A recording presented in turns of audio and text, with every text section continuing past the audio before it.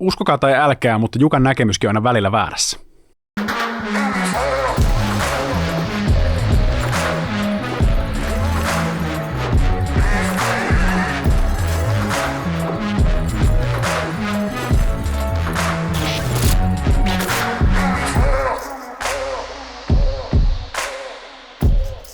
Tervetuloa taas Traders Clubin pariin. Täällä minä ja Jukka jälleen kerran keskustellaan markkinoista ja siitä, että miten me saadaan susta parempi treidaaja. Tällä kertaa meillä on tarkoitus vähän katsella, että millain sä sijoitat ja varsinkin silloin, jos ja kun joku teesi tai joku asia siinä, miten sä oot nähnyt markkinan, meneekin aivan toisella tapaa. Eli siinä vaiheessa, kun tää vähän niin kuin first line of defense kaatuu, niin minkä seuraavan työkalun sä isket pöytään siinä vaiheessa, jotta sä voisit taistella markkinaa vastaan? Joo, tosiaankin ei olla ainakaan vähän aikaa puhuttu, jos ollenkaan siitä, että minkälaisia erilaisia ikään kuin strategioita mulla on, mitä mä hyödynnän tuossa omassa salkussa, mitä käydään läpi tässä Traders Clubissa. Ja tosiaan se päänäkemys, mikä liittyy siihen markkinan yleiseen suuntaan, niin se meni selkeästi väärin. Eli me tultiin vielä tekemään uusi pohja tuolla pääindekseissä ja sitten niin kun sieltä tuli tappioita, mutta koska siinä on niin kun monta eri leijeriä tuossa sijoitustrategiassa, niin sieltä taas niin kun muut leijerit toi tuottoa ja itse asiassa mun salkku meni viime viikon aikana uusiin huippuihin.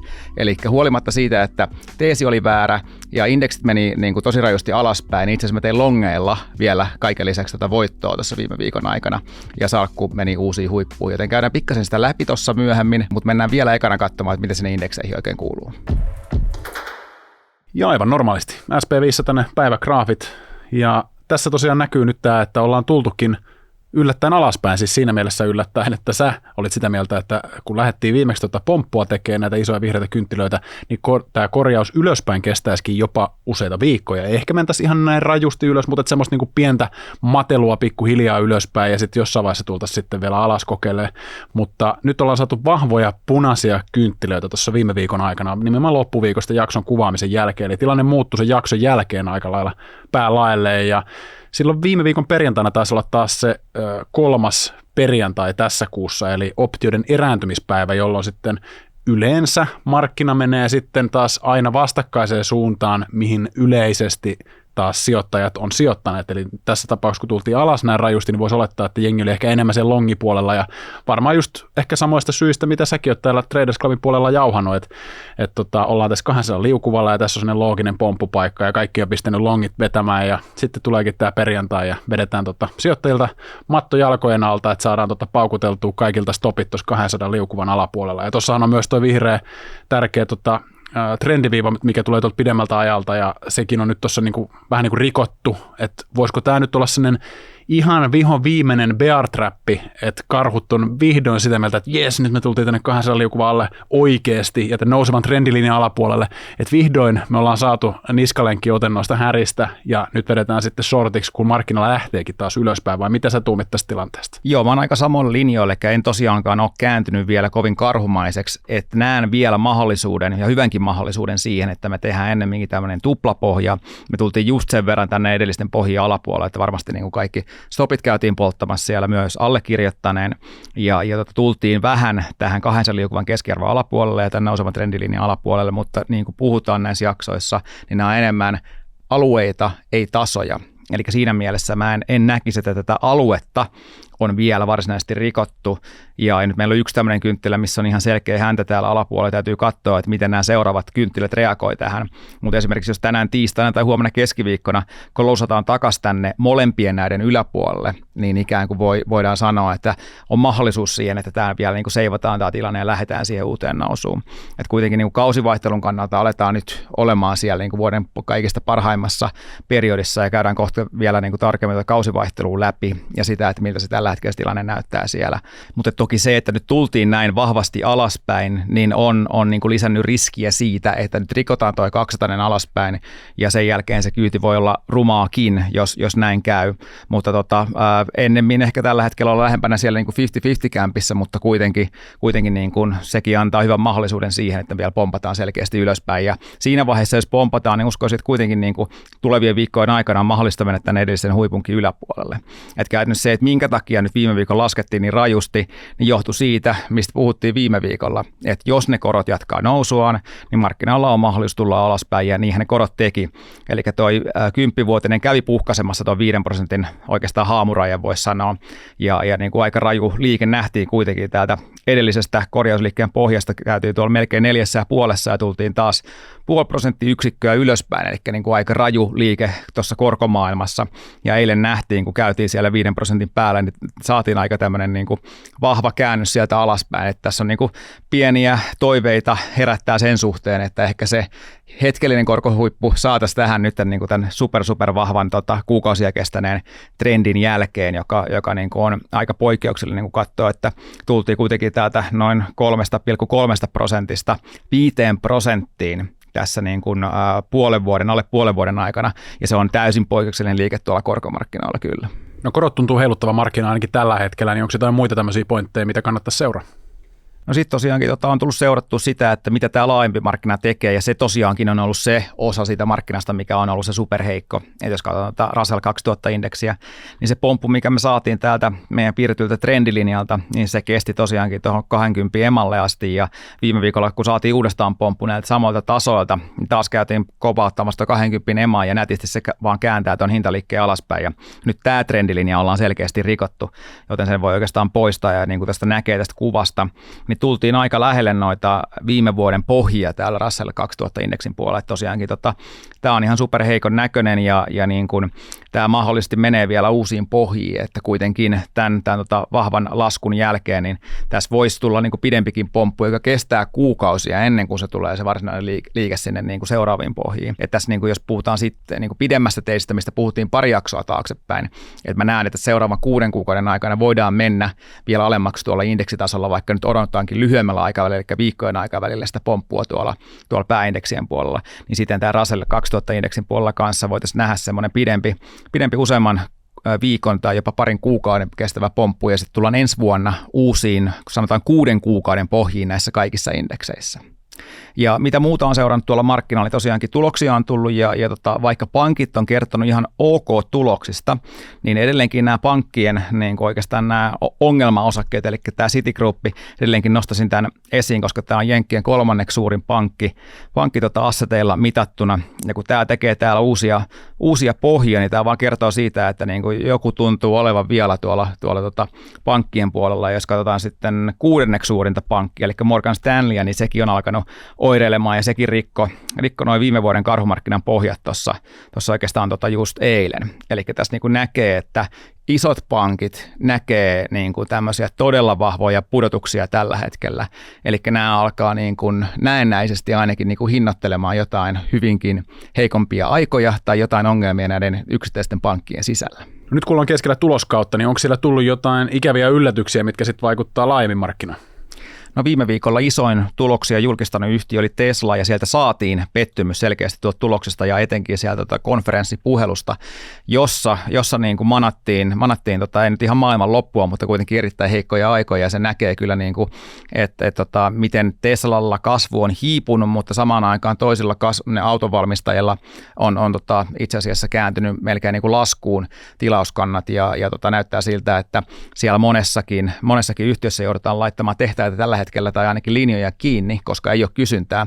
Eli jos ekana nähtiin tuolla niin kuin asuntomarkkinalla se, että kysyntä laskee, kun korot nousee, niin mikä on se toiseksi suurin tämmöinen tai kallein hankinta, mitä yleensä perheessä tehdään, niin se on se auto. Ja se korkeampi korkotaso iskee sitten näihin vielä kovemmin kuin johonkin vähemmän maksaviin hyödykkeisiin, joten niin kuin automarkkinalla nähdään selkeästi nyt toi korkeiden korkojen vaikutus, ja se on kyllä osunut kanssa tuonne Teslaan. Tesla on oikeastaan oireillut koko vuoden, ja mun mielestä ne teki kardinaalimunauksen siinä alkuvuodesta ja oikeastaan pitkin vuotta, kun ne on laskenut hintoja, ja itse olisin halunnut nähdä siinä sijoitusteesin näkökulmasta sen, että pidetään ne hyvät katteet, myydään vaikka vähän vähemmän autoja, mutta säilytetään ne katteet, jotka on ollut niin kuin, tai oli oikeastaan se mun sijoitusteesin yksi perustoista, ja sen takia, koska ikään kuin se sijoitusteesi mureni sen Teslan täysin oman päätöksen perusteella, että lähdettiin niin kuin, laskemaan hintoja, vaikka muut kilpailijat ei ikään kuin siihen hinnan alennuksiin pakottanut, eikä moni ole oikeastaan lähtenyt mukaankaan, niin Tesla on ihan itse päättänyt, että halutaan ennemmin niin kuin preferoida sitä määrää kuin niitä hyviä katteita. Ja sen takia mun viimeiset 4 positio Teslaa on ollut shortteja, koska niin kun tämä nykyinen arvostus ja toi nykyinen autoliiketoiminta, niin ne ei mene ihan käsi kädessä tällä hetkellä. Et ennemminkin näen, että tuossa on ollut laskupainetta ja sen takia shorttasin ennen tätä viimeistä osaria tuossa 260 päällä ja shorttasin tuolla myös niin kuin ennen sitä edellistä osaria. Ja tällä hetkellä mun näkemys tällä markkina-arvolla ja tällä Teslan kasvutahdilla ja siltä, miltä se näyttää ensi vuodelle, eli huomattavasti heikommalta kuin mitä tälle vuodelle, kun tänä vuonna kasvetaan ehkä 40% auton myynnin kannalta, niin ensi vuonna se kasvutahti on varmaan vielä selkeästi vähemmän, luultavasti alle 20%. Niin itse en näe ainakaan tällä hetkellä hyviä tämmöisiä lyhyen aikavälin katalyyttejä Teslalle, jotka merkittävästi nostaisi osakekurssia tai arvostusta, että ennemminkin se keissi nojaa tällä hetkellä niihin niin kuin tulevaisuuden mahdollisuuksiin, mitä on sitten tekoälyyn tai autonomiseen ajamiseen tai robotiikkaan liittyviä asioita, jotka on niin kaukainen tulevaisuudessa, että niiden todennäköisyyksiä on niin kuin aika mahdotonta tällä hetkellä arvottaa tai oikeastaan niin kuin miettiä, että kuinka todennäköistä se on, että Tesla onnistuu niissä asioissa. Mutta niin kuin toi katteiden menettäminen on ollut niin kuin aika ikävä asia ja varmaan Tesla pystyy parantamaan niitä tulevaisuudessa, jos ei laske hintoja ja siinä vaiheessa, kun markkina lähtee elpymään, mutta niin takaisin saaminen on aina paljon vaikeampaa kuin tähän toiseen suuntaan meneminen, eli niiden menettäminen hinnanlaskujen myötä. Eli tämä oli aika negatiivinen asia ja isoin yhtiö, joka raportoi viime viikolla, että siinä mielessä niin kuin varmasti vaikutti jonkun verran kokonaisuutena myös tuohon markkinan sentimenttiin. Et sitten toisiksi merkittävin tämmöistä teknologiayhtiöistä oli varmastikin toi Netflixi, joka kyllä raportoi hyvän tuloksen ja osakepomppa selkeästi yli 10%, mutta Netflixinkin markkina-arvo on nykypäivänä enää vaan alle 200 miljardia, että se ei ole ollenkaan siellä niin kuin näiden megacap-teknojen luokassa. Et nyt varmaan tällä viikolla sitten nähdään, että mikä se on se todellinen tuloksentekokyky tuolla noissa suurimmissa yhtiöissä, kun kuullaan Microsoftilta ja Googlelta ja näitä muilta isoimmilta firmoilta tuloksia. Eli tässä viikossa on ehkä niin kuin se kaikista suurin mielenkiinto tuloksien suhteen, kun noi kaikista suurimman markkina-arvon yhtiöt raportoi, pois lukien Apple, ja sillä voi olla isojakin vaikutuksia siihen, että mihin kurssit menee tällä viikolla. Ja yleensä nämä yhtiöt yllättää ennemminkin positiivisesti kuin negatiivisesti. Ja sitten tämä tuloskausi katalyytti tällä viikolla voisi olla semmoinen, joka pelastaisi ne indeksit sieltä 200 liukuvan keskiarvon alapuolelta takaisin sinne päälle. No semmoinen kanssa, missä on tullut iso pomppu, on Bitcoin. Sillä on ollut tosi raju nousu nyt ihan viime päivien aikana. Et ilmeisesti sillä oli ainakin joskus jotain huhua siitä, että ETF-homma olisi nyt mennyt niin kuin pakettiin, ja en tiedä, tietääkö nyt joku jotain enemmän kuin me muut täällä kuolevaisten joukossa, koska hinta on noussut sitten sen jälkeen. Et jos katsotaan tässä näitä viime kynttilöitä, niin just toi ennen kuin lähdettiin tähän kovaan kiimaseen nousuun, niin saatiin järkyttävän kokoinen vihreä kynttilä, mikä sitten päivän aikana muuttuikin sitten vähän myyntipaineisemmaksi, eikä sitten ihan niin rajusti noussutkaan tuolta 200 liukuvan alapuolelta, mutta sen jälkeen kumminkin niin ollaan saatu hyviä isoja vihreitä kynttilöitä, jotka on sitten kiihdyttänyt tätä Bitcoinin hintaa aika lailla. Joo, tosiaankin se katalyytti, eli se spotti ETF, mistä ollaan näissä jaksoissa kanssa puhuttu, niin se vaikuttaisi nyt olevan niin kuin pääosin tämän viimeisimmän nousun takana, ja se odotus siitä, että se on hyvinkin lähellä se päivä, kun SEC Jenkeissä hyväksyy vihdoinkin sen spotti ETF, ja se on niin kuin iso asia Bitcoinille sitä kautta, että se on ensimmäistä kertaa, kun osa institutionaalista sijoittajista pääsee oikeasti ostamaan sitä, koska heillä on semmoisia sääntöjä, että he ei välttämättä pysty suoraan Bitcoinia muuten ostamaan, vaan sen pitää olla nimenomaan paketoitu tuommoiseen ETF-muotoon, siihen pääsee käsiksi, ja kyllä tuo niin kuin muutenkin on Bitcoinille iso asia, että tuo institutionaalinen kiinnostus sitä kohtaan on selkeästi niin kuin kasvamassa, ja niin kuin semmoisetkin sijoittajat, jotka ehkä alkuun on ollut hyvin skeptisiä siihen, niin ne on vaihtanut mielipidettään, ja niin kuin uskoo, että sillä on ainakin niin kuin jonkunlainen osuus siitä salkusta on perusteltua laittaa tuonne Bitcoiniin tai muihin kryptovaluutoihin. Et siinä mielessä, mitä tuo Bitcoin nyt on tehnyt, eli rikkonut on tämän vuoden huipun ja tuon tosi tärkeän 30 000 rajaa, että jos katsotaan viikkograafia täällä, niin tässä on käytännössä nämä vanhat pohjat on ollut tuossa 30 000 dollarin kohdalla suurin piirtein, ja vähän sen yläpuolella, niin nyt ollaan rikottu vähän sen päälle ja näyttäisi siltä, että se mahdollinen uusi nousumarkkina voisi olla alkamassa täällä. Ainakin niin kauan, kun saadaan joku yllättävä uutinen, että se SEC ei olekaan hyväksymässä tuota spotti-ETF ja sen jälkeen tässä olisi mahdollisuus tehdä nopea liike alaspäin. Mutta nyt jos tosiaankin se spotti-ETF on menossa läpi ja en yllätyisi, jos tässä seuraavien viikkojen aikana tullaan näkemään se uutinen, että se menee läpi, niin se varmaan vaan kiihdyttää nousua ylöspäin. Että on ollut mielenkiintoinen tässä viimeisten viikkojen aikana nähdä tämä Bitcoinin hintakehitys, että siinä missä osakemarkkina on mennyt alaspäin, niin Bitcoin ei ole enää korreloinut osakemarkkinan kanssa niin kuin se teki tuossa viime vuoden karhumarkkinan aikana. Että se on niin kuin Bitcoinin näkökulmasta positiivista, että se korrelaatio on selkeästi päättynyt. Ja huolimatta nyt siitä, että ikään kuin likviditeettiä viedään pois tuolta järjestelmästä, eli QT on käynnissä ja korot on ollut nousussa, niin nämä on yleensä ollut sellaisia tekijöitä, mitkä on ollut negatiivisia Bitcoinille. Niin huolimatta siitä, että kaikki nämä tapahtuu ikään kuin yhtä aikaa, niin Bitcoin kuitenkin on kääntynyt selkeästi ylöspäin ja loppupeleissä, jos sitä katsoo, niin kun se pohja tehtiin tuolla viime vuoden lopussa, niin sieltähän ollaan tultu kuitenkin jo selkeästi yli 100% ylöspäin ja tämän vuoden nousu taitaa olla semmoista jotain 80% vuoden alussa laskien. Eli tämähän on ollut niin kuin super paljon vahvempi kuin juuri mikään muu tuolla markkinoilla tänäkin vuonna, vaikka elettiinkin tässä niin kuin useampi kuukausi tämmöistä niin kuin sivuttaislentoa. Nyt voi nähdä, että tässä viikkograafillakin ollaan noustu kaikkien liukuvien keskiarvojen yläpuolelle ja päivägraafilla tosiaankin viime viikolla tehtiin se jo, eli noustiin tuon 200 liukuvan keskiarvon päälle ja siinä mielessä teknisesti tämä näyttää erittäin hyvältä ja tänään kommentoinkin tuonne Twitteriin, että seuraavaan 12 kuukauden näkemys on niin kuin hyvin härkäinen Bitcoinin suhteen. Eli tässä varmasti Bitcoinin niin kuin luonteeseen liittyen tämä on hyvin volatiilia ja saattaa tulla isoja korjausliikkeitäkin, mutta itse kohtelisin niitä tällä hetkellä hyvinä ostopaikkoina niitä korjausliikkeitä, että tässä on vielä niin kuin monia hyviä katalyyttejä seuraavan puolenkin vuoden aikana, se halvingi on tulossa ja kaikkea muuta. Eli itse ehdottomasti etin niin kuin ostopaikkoja Bitcoinin suhteen ja viime viikolla lähin mukaan, kun näin, että toi saattaisi olla breikkaamassa niin yhteen tämmöiseen niin kuin Bitcoin-louhijaan, joka nyt pomppasikin, eli perjantaina kun viime viikolla ostin sitä, niin eilen tämä pomppasi 9% ja tänään se on aukeamassa noin 15% nousuun 15% gap-upilla, eli tämä näyttää hyvältä.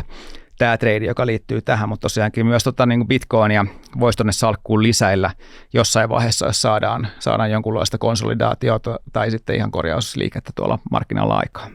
Voitaisiin ihan jonkinnäköinen Bitcoin-katsaus taas tehdä tässä loppuvuoden aikana, koska tämä varmasti nyt sitten kiinnostaa monia meidänkin katsojia. Joo, kyllä varmasti. Ja muutenkin siinä vaiheessa, kun ja jos tuo Bitcoin lähtee siihen nousumarkkinaan, niin se ei yleensä puhuta päivistä eikä viikoista, vaan se voi kestää niin kuin vuoden tai ylikin vuoden se nousu ja voidaan mennä sitten taas uusiin huippuihin, missä ei aikaisemmin olla käyty. Eli siinä mielessä varmaan niin kuin hyvin ajankohtainen aihe. Ja siinä mielessä harmi, että se Bitcoin ei koskaan pakitellut sinne mun ostotasoille, mitä jäin odottelemaan, eli täällä 20 tonnin yläpuolella. Mutta hypätään enemmän sitten tähän momentumiin mukaan, että toisaalta se, että ostaa laskeviin kursseihin, niin saattaa ostaa semmoista osaketta tai kryptovaluuttaa, mikä jatkaa vaan alaspäin menemistä, tai se saattaa kestää tosi pitkään se konsolidaatio tai sivuttaisliike ennen kuin se ylöspäin suuntautuva liike tapahtuu. Et tradejen näkökulmasta se on ihan järkevääkin odottaa, että milloin se liike alkaa ja sitten vasta lähtee siihen mukaan, koska yleensä silloin niin kuin on mahdollisuus niihin nopeampiin tuottoihin ja mitä yleensä tradaaja hakee. Kurkataan kotipörssiin vielä, eli aika brutaalia menoa ollut Helsingin pörssissä, että oliko se niin, että 8.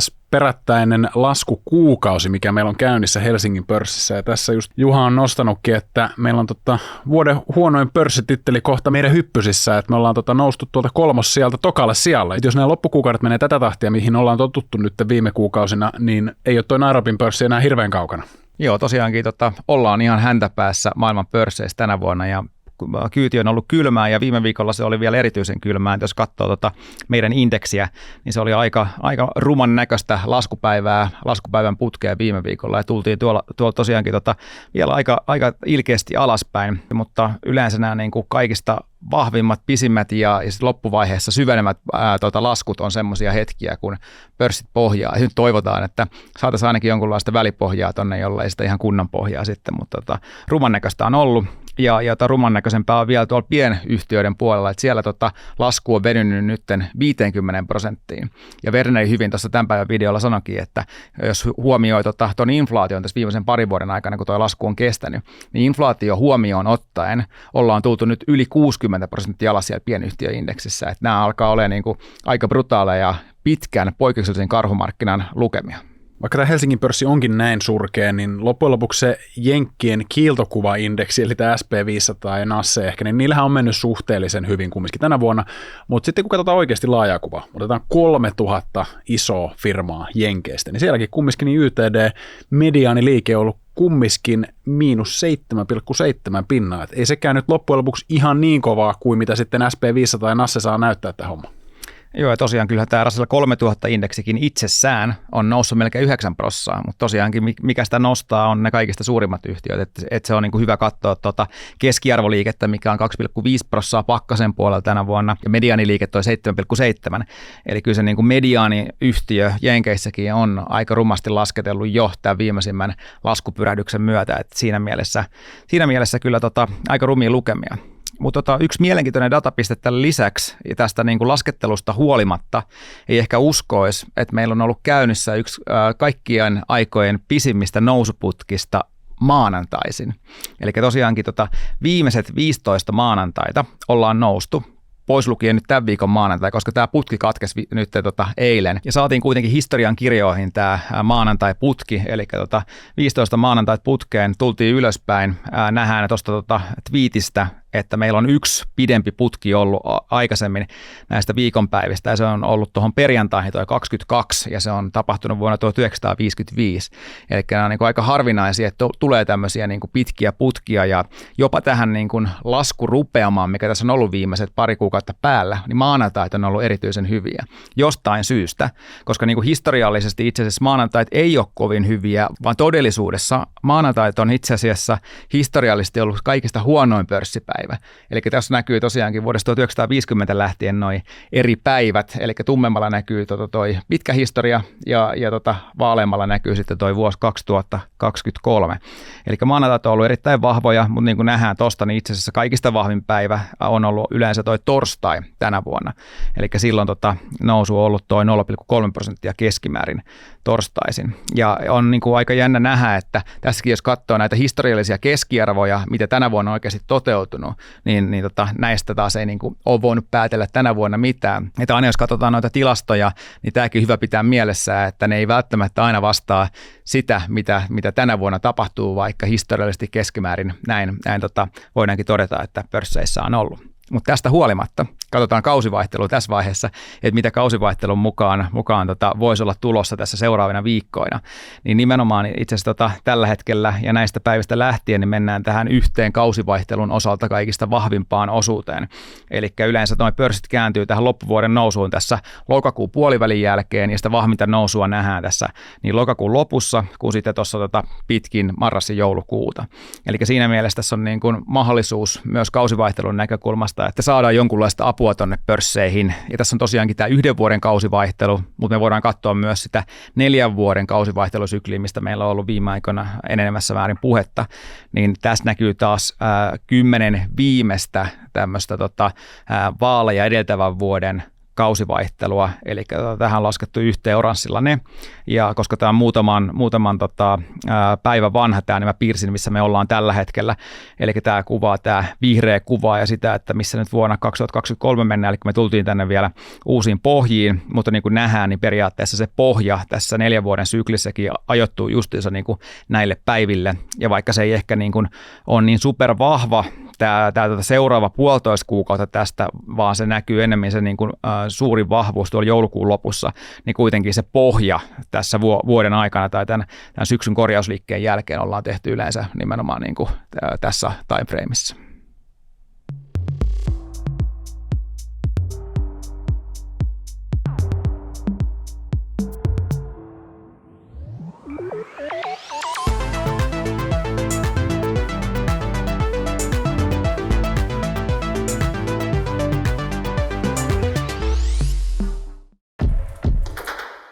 Tällä kertaa hieman poikkeuksellisesti hypätään salkkujen puolelle jo tässä vaiheessa. Eli jakson alkupuolella mainitsit, että sä voisit vähän avata tänään niitä sijoitustrategioita. Että sitten jos ne teesit ja ajatukset markkinasta ei menekään ihan just lankulle, niin mitä semmoisia tavallaan puolustuskeinoja tai reagointikeinoja sulla löytyy työkalupakista?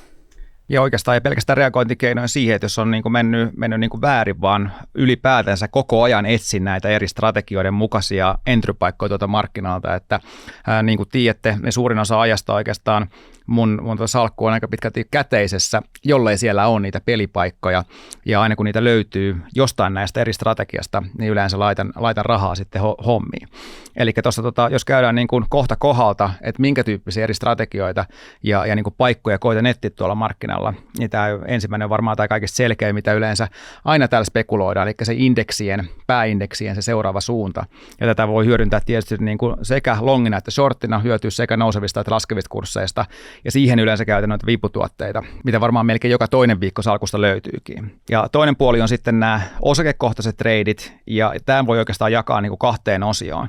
Eli meiltä löytyy niitä osakkeita, jotka korreloi markkinan kanssa, ja silloin pitää ottaa huomioon myös se, että mitä markkina on tekemässä. Et yleensä mä koitan löytää näistä markkinan kanssa korreloivista osakkeista semmoisia, mitkä on suhteellisesti vahvempia, tai mitkä tulee justiinsa markkinan kanssa sopivaan aikaan tärkeille teknisille tukitasoille.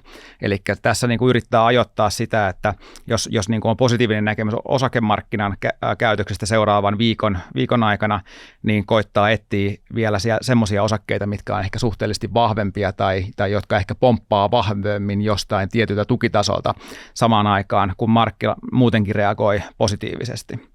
Ja nämä osakekohtaiset treiditkin voi käytännössä olla sekä longeja että shortteja, vaikka paljon enemmän tuleekin noita longetreidejä käytettyjä suoria osakkeita tuolla. Ja sitten löytyy tämä toinen puoli näistä osakekohtaisista treideistä, eli ne, jotka ei korreloi markkinan kanssa. Eli meiltä löytyy aina niitä sektoreita tai yksittäisiä osakkeita, jotka syystä tai toisesta niin menee täysin eri suuntaan kuin markkinat tai ei muutenkaan yleisesti korreloi hirveästi markkinan kanssa. Ja tästä esimerkkinä vaikka toi uraanilappu, mitä mulla on ollut tuolla salkussa nyt viimeisen viikon aikanakin, niin se on semmoinen, joka on mennyt täysin eri suuntaan toi uraanisektori, kun minne toi yleinen markkina on mennyt tässä viimeisen parin kuukauden aikana, että uraanilaput meni ylöspäin, markkina meni alaspäin. Toinen esimerkki viime vuodelta tämmöisestä sektorista oli esimerkiksi energiasektori, eli energiahan oli viime vuoden iso voittaja samaan aikaan, kun muut sektorit oikeastaan kaikki oli karhumarkkinassa, niin energiaosakkeet meni vaan ylöspäin. Ja sitten 4. leijeri tuolla strategiassa on tuommoiset erikoistilanteet, eli ne saattaa liittyä joihinkin uutisiin, että saadaan jonkinlaisia uutisia osakekohtaisia, sektorikohtaisia, maakohtaisia tai jotain muuta tapahtuu, mikä selkeästi johtaa sijoituspäätökseen pelkän uutisvirran perusteella. Tai se voi olla vaikka osavuosikatsaukseen liittyvä, jos sattuu seuraamaan jotain yhtiöä tosi tarkasti ja on markkinasta poikkeava näkemys siitä, että mitä yhtiö tulee raportoimaan. Kuten mulla oli esimerkiksi Teslan suhteen tuossa viime viikolla, eli mä olin shorttina Teslaa kohti osavuosikatsausta sen takia, että mun näkemys oli niin pessimistinen sen nimenomaan osavuosikatsauksen näkökulmasta. Tai kolmas erikoistilanne voi olla esimerkiksi listautumisannit, missä ollaan oltu mukana tämänkin salkun suhteen, tai esimerkiksi vaikka se Mandatum-keissi, missä oltiin ihan muutama viikko sitten mukana, jossa Sampo jakautui kahteen osaan, ja siitä johtuen, että fundit joutui dumppaamaan sitä Mandatumia, koska se ei kuulunut indekseihin, niin se paino erityisesti vielä sitä osaketta, ja sen jälkeen, kun se myyntipaine loppui, niin osake pomppasi jonkun verran, eli semmoinen erikoistilanne. Ja vielä viimeisenä voi ottaa noin päivätreidit, eli kun nämä kaikki muut on tuommoisia vähintään yhdestä päivästä, useisiin viikkoihinkin jopa kestäviä treidejä, niin sitten päivätreidejä on semmoisia, että ne voi kestää ihan vaan 10 minuutista 6 tuntiin, 8 tuntiin, ja ikään kuin suljetaan päivän sisällä, eli näitäkin tulee välillä tehtyä, ja viime viikolla olin vähän normaalia aktiivisempi, että tuli parikin päivätreidiä tehtyä. Jos mä muistan oikein, niin sullahan on ollut kaikkia näitä nyt viimeisen viikon aikana salkussa, niin sulla on varmaan jotkut kivat esimerkit heittää kanssa. Joo, käydään kohta kohdalta ja otetaan esimerkit täältä. Eli lähdetään ekana tuosta indeksin suunnasta ja tosiaankin siihen liittyen mun näkemys oli se, että me mennään ylöspäin, joten mulla oli longitreidiä, jonka itse asiassa otin tuossa vasta torstaina siinä vaiheessa, kun Jerome Powell puhui ja me nähtiin indekseissä, että ne kääntyi laskusta nousuun ja vaikka nyt tuohon tuli ja muodostui niin kuin päivän päätteeksi tuommoinen punainen kynttilä, niin vielä sillä hetkellä, kun mä otin sen treidin, niin siinä oli oli tuommoinen kynttilä, mikä oli ostopaineesta kertova pitkällä hännällä varustettu kynttilä, eli tosi hyvän näköinen kynttilä. Ja markkina tosiaankin liikkui tosi rajusti ylös alas. Ja niin kuin sanotaan näin, että oli niin kuin hilkulla, että se olisi lähtenyt ylöspäin, mutta kuitenkin loppujen lopuksi toi päivä päättyi aika ruman näköiseen kynttilään, ja sen takia toi niin kuin feilasi toi trade tuossa, ja tämä on semmoinen trade, mikä meni siis tappiolle. Mutta esimerkit on oikeastaan hyvä aloittaa tämmöisestä tappiollisesta tradeista, koska tappiolliset tradeit kuuluu treidaamiseen, ja niitä on vaan pyrittävä ottamaan vähemmän niitä tappiollisia tradeja, kuin mitä niitä tulee, niitä onnistuneita tradeja. Eli tässä niin kuin feilasi se isompi näkemys siitä niin kuin markkinan suunnasta, mutta samaan aikaan feilasi myös se lyhyen aikavälin näkemys ja ikään kuin se entry-paikka, mitä hain. Se hetken aikaa näytti päivägraafilla hyvältä, kunnes se ei enää näyttänytkään, ja markkinan jatko sen jälkeen vielä seuraavienkin päivien aikana alaspäin. Eli se feilasi tämä trade kokonaan. Mutta seuraavaan esimerkkiin, tämä seuraavakin leijeri näistä erilaisista strategioista on toinen tappiollinen trade viime viikolta, mutta tässä ikään kuin tappiota minimoitiin, kun huomattiin se, että tämä trade lähtee väärään suuntaan. Eli tässä oli teesinä se, että tässä on nyt osake, mikä yleensä korreloi markkinan kanssa, ja se oli tullut hyvällä tukitasolla, ja saman aikaan kun mä odotin, että markkina pomppaa ylöspäin, niin tämä löytäisi tästä nousevalta 200 liukuvalta tukea. Eli mä menin tähän tradeen sisään sen jälkeen, kun mä olin nähnyt tämän vahvan pompun tästä 200 liukuvalta keskiarvolta ylöspäin, mutta kuitenkin tässä niin kuin seuraavan viikon sisällä tämä lähti valumaan uudestaan takaisinpäin, ja siinä vaiheessa, kun tämä rikko tämän 200 liukuvalta keskiarvon alaspäin, niin mä hyppäsin ulos tästä tradeista, eli ikään kuin minimoitiin mahdollisimman aikaisessa vaiheessa se trade ja se mahdollinen tappio tästä tradeista, ja siinä mielessä tämä oli ihan ok trade, että vaikka tämä olikin tappiollinen, niin kuitenkin saatiin minimoitua se tappio mahdollisimman pieneksi. Ja nyt näissä kahdessa on vähän niin kuin yhteistä just se, että niillä on yhteinen suunta, ainakin usein ollut. Ja siitä syystä onkin hyvä, että sit kun sulla on useampi strategia, niin sä voit hyödyntää niitä, jos se markkinanäkemys onkin väärin. Joo, ja nyt päästään tosiaankin niihin strategioihin, jotka ei liity siihen niin kuin useamman päivän markkinan suuntaan, vaan tässä on seuraavana täältä uraanilappu, johon hyppäsin tosiaankin siinä vaiheessa, kun nähtiin noissa uraanilapuissa toi vahvempi korjausliike alaspäin, ja tuosta noin 50 nousevan kohdalta niin kuin hyppäsin tuohon trading longiksi, ja pari viikkoa siinä kyydissä istuuttua, niin kuin pääsi sulkemaan tuon kuitenkin tuohon noin 7-8% voitolla, joten toi oli ihan ok trade, ja toi lappu meni niin kuin nähdään eri suuntaan tuossa vaiheessa kuitenkin, kun markkina meni yleisesti. Eli nähtiin viimeisen parin viikon aikana kuitenkin ihan selkeitä nousuliikettä toisin kuin markkina jatkoi alaspäin menoa. Ja sitten näihin erikoistilanteisiin, eli kuten tuossa äsken viittasinkin, niin Teslaan on ollut useampia shortteja tässä viime aikoina, ja se mun näkemys oli nimenomaan siihen, että se tullaan pettämään ne odotukset markkinan suhteen, ja tulos tulee olemaan mahdollisesti pienempi ja etenkin katteet tulee olemaan alemmat. Mutta mä tein tässä yhden päätöksen tuossa viime viikolla ennen osaria jo, eli kun mä olin ottanut tämän viikkoa aikaisemmin tämän shortin, niin mä suljin sen kuitenkin ennen osaria, koska tässä oltiin menty noin 10% alaspäin. Ja mun oman näkemyksen mukaan siinä vaiheessa, kun nähdään Teslassakin tämmöinen 10% liike alaspäin, niin enää se tuottoriskisuhde siihen osariin mentäessä ei ole välttämättä niin hyvä. Ja itse asiassa siinä vaiheessa, kun se osarin luvut tuli ulos, niin mentiin hetken aikaa nousussa. Että toi varsinainen lasku tuossa Teslan osakkeessa alkoi vasta sen jälkeen, kun toi konferenssipuhelu alkoi, ja siinä annettiin erittäin niin kuin negatiivista signaalia siitä tulevaisuudesta. Että itse se tulosraportti ja tulos ei aiheuttanut enää lisälaskua tuohon osakkeeseen. Että jos johto olisi ollut optimistisempi siinä tulospuhelussa, eikä olisi sanonut niitä negatiivisia asioita, mitä siinä puhuttiin maailmantalouden tilanteesta ja kaikesta niin kuin korkotasosta ja muusta, mitkä koettiin hyvin negatiivisena, niin se voi olla, että se osakereaktio olisi voinut olla paljon positiivisempi. Eli siinä mielessä niin kuin toskin näkee, että pelkästään sen niin kuin tuloksen arvaaminenkaan ei välttämättä riitä, vaan osavuosikatsauksissa se toinen puoli, ja se voi välillä olla jopa isompi puoli, on nimenomaan se, mitä yhtiö sanoo ja mitä puhutaan siitä tulevaisuudesta, mitä ei välttämättä ole sisällytetty suoraan siihen tulosraporttiin, mikä todellisuudessa sitten seuraavana päivänä tai seuraavana päivinä heiluttaa sitä osaketta. Olipa hyvä, että toit nämä konferenssipuhelut esille tässä, koska nyt me voidaan täysin häpeilemättä mainostaa tässä. Nordnetin appin kautta löytyy se Quarter vähän niin kuin lisäosa. Se on niin kuin, tiedätkö, Spotify-soittimen näköinen systeemi, ja sieltä pystyy kuuntelemaan appin kautta sitten oikeastaan melkein kaikista jenkkifirmoista ainakin näitä tulospuheluita, ja olisiko ollut jopa joistain suomalaisistakin, en nyt muista ihan tarkkaan, mutta kannattaa ehdottomasti kuunnella, jos nämä erikoistilanteet, nimenomaan tämän tyyppiset erikoistilanteet kiinnostaa. Ja niitä kannattaa kuunnellakin niistä yhtiöistä, mitä omistaa, koska Kyllä. silloin paremmin pysyy siinä niin kuin kärryllä siitä, että mitä johto oikeasti ajattelee, että pelkkä se tulosnumero ei välttämättä vielä kerro koko totuutta. Mutta sitten päästään tuonne viimeisempään bullettiin näissä eri strategioissa, eli niihin päivätreideihin. Ja nostetaan yhtenä esimerkkinä, tein Kempowerin treidin viime perjantaina. Eli sen jälkeen me nähtiin, että Kempower oli tippunut monta päivää 10% ja torstaina saatiin heikko tulos, joka aiheutti ison dropin alkuun. Ja niin kuin nähdään tuosta chartilta tuolta vasemmasta reunasta, niin siellä nähtiin tosi vahva pomppu sen tuloksen jälkeen, sen pettymyksen jälkeen. Siellä oli niin kuin ensimmäinen pomppu, mikä me nähtiin.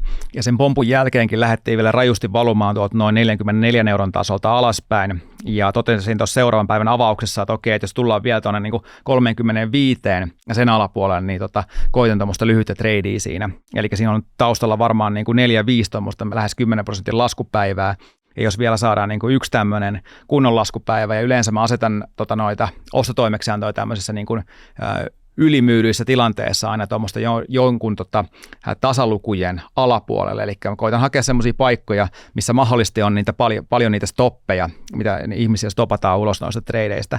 Ja laitoin tuohon 3.5 alapuolelle sen ostotoimeksiannon, ja siellä se nopeasti kävi ottamassa ton oman oston sisään, ja pääsin tuosta tradeista jo seuraavan tunnin aikana ulos noin 6,7% tuotolla. Eli tämmöisissä supervolatiileissa tilanteissa, missä ollaan nähty niin kuin valtavaa laskua, niin mikään ei mene pelkästään alaspäin tai ylöspäin tuolla markkinoilla, vaan nähdään selkeitä pomppuja, niin tuossa oli jotenkin tämmöinen suhteellisen looginen paikka, missä tuo osake voisi pompata. Ja sen oikeastaan näkikin tuosta volyymikynttilästäkin, mitä tässä itse tällä graafilla nyt näy, että siellä oli tosi paljon volyymia tuossa 35 alapuolella, että joko siellä niinku stopattiin paljon ihmisiä ulos, tai sitten siellä ostajat aktivoitu siinä 35 alapuolella, ja se ei tosiaankaan viipynyt siellä niin kuin minuuttia kahta pidempään, vaan pomppasi saman tien ylöspäin sieltä, mikä niin kuin mahdollisti myös siinä vaiheessa sen, että siirsi saman tien jo sen oman stopin sinne alapuolelle, että tuossa ei periaatteessa ollut enää juurikaan riskiä, vaan odoteltiin vaan sitä, että jos se vähän lähtisi lipumaan ylöspäin, minkä se teki kiitos seuraavan tunnin aikana, ja pääsi ihan mukavalla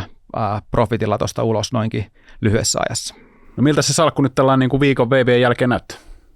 Okei, eli oot mennyt kumminkin eri suuntaan kuin indeksi, vaikka tossakin nyt käytiin monta eri esimerkkiä läpi, ja sielläkin oli niitä tappiollisia tradeja, oli voitollisia tradeja, mutta nettovaikutus selkeästi nyt on ollut kumminkin positiivinen, eli on hirveän tärkeää, että sulla on erilaisia työkaluja siellä sun työkalupakissa, koska jos sä oot hirveän jumittautunut siihen johonkin yhteen tiettyyn strategiaan, joka ei vaikka jollain ajanjaksolla nyt sitten toimikaan syystä tai toisesta, niin siinä käy kalpaten. Mutta sitten kun sulla on monta eri, niin sitten sä käytät aina just niitä, jotka milläkin hetkellä toimii. Kyllä, hyvin summattu, ja tosiaankin vaikka oli niin kuin sen markkinan pääsuunnan suhteen väärässä, niin kuitenkin salkku nousi viime viikolla, että sen takia siellä tuli osa niistä tradeista tappiollisia, mutta kuitenkin kun siellä oli yksi shorttitrade, mikä oli se Tesla, mikä oli tämmöinen erikoistilanne trade, niin se toi tuottoa, mutta myös ne markkinan kanssa korreloimattomat toi tuottoa tuonne salkkuun. Itse asiassa noin 3 yhtiöä, mitä Suomesta lisäsin tuossa 1,5 viikkoa tänne salkkuun, niin ne nyt on osoittanut sitä selkeää suhteellista vahvuutta, että niin kun katsottiin, että minne tuo Helsingin pörssi on mennyt, eli selkeästi ja vahvasti alaspäin, niin itse asiassa kaikki nämä 3 riviä, Admicom, Talenom ja Revenio, on plussalla tuolla salkussa, eli siinä suhteen on niin kuin osunut se valinta oikein, eli ollaan löydetty semmoisia suhteellisesti vahvempia yhtiöitä. No se kun on tradea ja sulla on useampia salkkuja, mitä sä hoidat, niin onko tämä nimenomaan tämä kyseinen show-salkku niin sanotusti, mitä täällä Nuunetissa on näkyvillä, niin onko tämä se, mitä sä teet kaikissa salkuissa, vai onko jotain muuta, mitä sä teet? No, tämä on tosiaankin suurin piirtein se, ja saa niin kuin hyvän kuvan siitä, että mitä mä teen muutenkin. Ja tuossa kun me käytiin äsken läpi niin kuin 5 erilaista strategiaa, niin mut löytyy vielä muutamia lisästrategioita, mitä en syystä tai toisesta voi välttämättä toteuttaa tässä salkussa. Voi liittyä esimerkiksi niin kuin jenkkioptioihin, mitä ei ole saatavilla. Eli periaatteessa tässä saa aika hyvän kuvan kuitenkin siitä, että mitä mun tekeminen on ja minkälaisia erilaisia strategioita mä hyödynnän, mutta niitä löytyy ehkä vielä niin kuin muutamia lisästrategioita tähän päälle. Tämä on kyllä vähän harmi, kun sulla on just niin kuin mennyt tuon 22% YTD-tuotto rikki tuossa noin, kun meikäläisellä niin kuin kumminkin toi taas 21 pinnaa, niin mä jotenkin ajattelin, että okei, että mä olisin taas pienoisessa johdossa, mutta tilanne on näköjään just vähän toisenlainen, eli sulla on vielä ihan vähän etumatkaa meikään nähdä, mutta onneksi tässä on vielä vuotta jäljellä, niin toivon mukaan mäkin pääsen nyt sitten tässä, niin kuin on uhottu jo aika pitkään, että aion tulla ohi ja kovaa sitten tuossa loppuvuoden aikana. Tiukka on skava tällä hetkellä ja tosiaankin uranilaput on taas ollut niin kuin vahvoina. Ja niin kuin tästäkin nähdään, että sulla on myös hyvä esimerkki tämmöisestä niin kuin jonkunlaista kontra-ajattelusta, että sunkin salkku on mennyt eri suuntaan kuin indeksit tässä viimeisten viikkojen aikana. Joo, vaikka se onkin aika keskitetty, että siinä mielessä mä en ole välttämättä hyvä esimerkki taas sitten tämmöisestä jonkinnäköisen erikoistilanteen pelaamisesta, että sulla on montaa eri viehettä vesillä, kun mulla on sitten taas hyvin keskitetty salkku, joka nyt sitten menee aika pitkälti sen mukaan, että mitä se kyseinen toimiala tässä tapauksessa tekee. Että ehkä voisi olla sinne vähän hajautetumpikin, mutta kyllä mä uskon edelleen tähän salkkuun ja tällä mennään loppuvuosi. Ja ennen kuin lopetellaan, niin vilautetaan vielä tätä Jukan markkinanäkemysslaidia. Tässähän nyt sitten ehkä mä odotin ainakin, että tässä tämä härkä- ja karhutasot, niin ne olisi muuttunut ehkä jollain tasolla, koska tässä oli tämä, että aina kun ollaan 4200 yläpuolella, otetaan niitä longitreidejä. Okei, mehän ollaan nyt taas siellä yli 4200, mutta siellä alapuolella käytiin. Säkö et näe, että se olisi ollut millään tapaa sitten kumminkaan niin iso breikki sillain, että se pitää edelleen? Joo, kyllä mä jätin sen näin samalla tavalla kuin tämä oli viime viikollakin, että me käytiin ehkä 10 minuutin ajan ja 8 pistettä sen alapuolella, mutta siinä mielessä niin kuin 4200 pitää edelleenkin, että me suljettiin selkeästi sen päälle. Että vasta siinä vaiheessa, jos me lähdetään sulkemaan tuon 4200 tason alapuolelle, niin täytyy muuttaa. Ja se on toki niin kuin 1-2 laskupäivästä kiinni, mutta mun lähtökohtainen oletus on, että tämä pomppu vielä tapahtuu ja tällä viikolla löydetään niitä ostajia tuolta markkinalta. Ja keskiviikkona 1. marraskuuta näkee Fedin ohjauskoron päätös. Joo, eli se on ensi viikolla sitten kuunnellaan Powellin mietteitä ja mitä keskuspankkiirit on mieltä korkotasosta ja sen nostamisesta ja muutenkin tästä rahapolitiikasta. Mutta varmasti tämän viikon tärkein teema on noin yrityksien tulokset, eli seurataan tarkasti niitä. All right, se on varmaan tällä viikolla tässä, eli ensi kertaa ja nähdään viikon kuluttua ja perustykkäykset, kanavan tilaukset, kommentoinnit ja kaikki muut, niin jatketaan tästä eteenpäin taas ensi viikko. Hyviä treidejä. Moro! Tässä esitetty ei ole, eikä sitä tule käsittää kehotukseksi merkitä, ostaa tai myydä arvopapereita. Sijoittajan tulee sijoituspäätöksiä tehdessään perustaa päätöksensä omaan arvioonsa sekä ottaa huomioon omat tavoitteensa ja taloudellinen tilanteensa. Rahoitusvälineiden arvo voi nousta tai laskea. On olemassa riski, ettet saa sijoittamiasi varoja takaisin.